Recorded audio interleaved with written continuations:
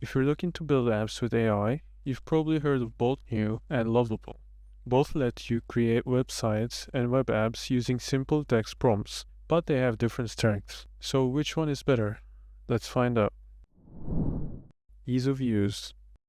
Both tools are beginner-friendly. Bolt.new is designed for quickly generating full-stack web apps directly from prompts, while Lovable focuses on making app creation simple with a clean interface and guided experience. For complete beginners, Lovable feels slightly easier to use. Winner would be Lovable.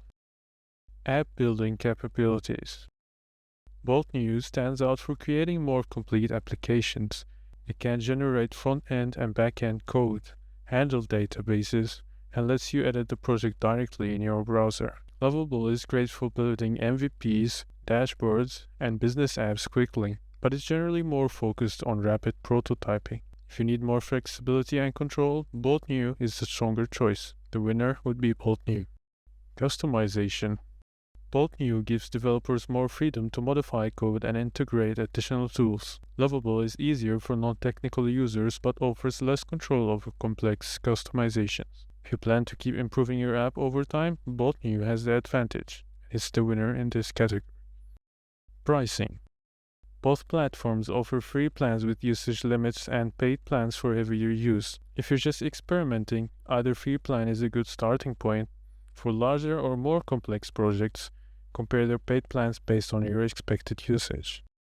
Final verdict. Choose Bolt.new if you want more powerful app generation, greater customization, and a tool that scales well for complex projects. Choose Lovable if you're a beginner and want the easiest way to turn ideas into working apps with minimal effort. Ultimately, if power and flexibility matter most, Bolt.new is the better choice. If simplicity is your priority, Lovable is hard to beat. If you found this comparison helpful, don't forget to like the video, subscribe, and let me know in the comments which AI builder app you prefer.